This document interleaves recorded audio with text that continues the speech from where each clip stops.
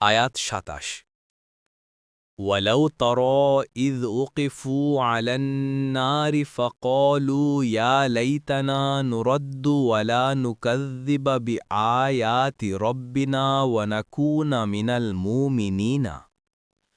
অনুবাদ: আপনি যদি দেখতে পেতেন যখন তাদেরকে আগুনের উপর দাঁড় করানো হবে, তখন তারা বলবে, হায়, যদি আমাদেরকে ফেরত পাঠানো হতো আর আমরা আমাদের রবের প্রেরিত নিদর্শনাবলী ও নির্দেশাবলীকে মিথ্যারোপ করতাম না, আর আমরা মুমিনদের অন্তর্ভুক্ত হতাম।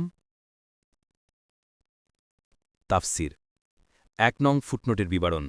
ইসলামের ৩টি মৌলনীতি রয়েছে: ১ একত্ববাদ, ২ রিসালাত ও ৩ আখেরাতে বিশ্বাস। তাফসির মানার ৯-৩৯। অবশিষ্ট সমস্ত বিশ্বাস এই তিনটিরই অধীন। এই ৩ মূলনীতি মানুষকে স্বস্বরূপ ও জীবনের লক্ষ্যের সাথে পরিচয় করিয়ে দেয়। এগুলির মধ্যে আখেরাত ও আখেরাতের প্রতিদান ও শাস্তির বিশ্বাস কার্যত এমন একটি বিশ্বাস যা মানুষের প্রত্যেক কাজের গতি একটি বিশেষ দিকে ঘুরিয়ে দেয়। এই কারণে কুরআনুল কারীমের সব বিষয়বস্তু এই ৩টির মধ্যেই চক্রাকারে আবর্তিত হয়।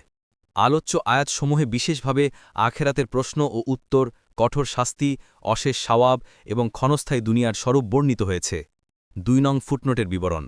এই আয়াতে অবিশ্বাসী অপরাধীদের অবস্থা বর্ণনা করে বলা হয়েছে, আখেরাতে যখন তাদেরকে জাহান্নামের কিনারায় দাঁড় করানো হবে এবং তারা কল্পনাতীত ভয়াবহ শাস্তি প্রত্যক্ষ করবে, তখন তারা আকাঙ্ক্ষা প্রকাশ করে বলবে, আফসোস, আমাদেরকে পুনরায় দুনিয়াতে প্রেরণ করা হলে আমরা রবের প্রেরিত নিদর্শনাবলী ও নির্দেশাবলীকে মিথ্যা প্রতিপন্ন করতাম না, বরং এগুলো বিশ্বাস করে ঈমানদারদের অন্তর্ভুক্ত হয়ে যেতাম। মুয়ায়্যাসসার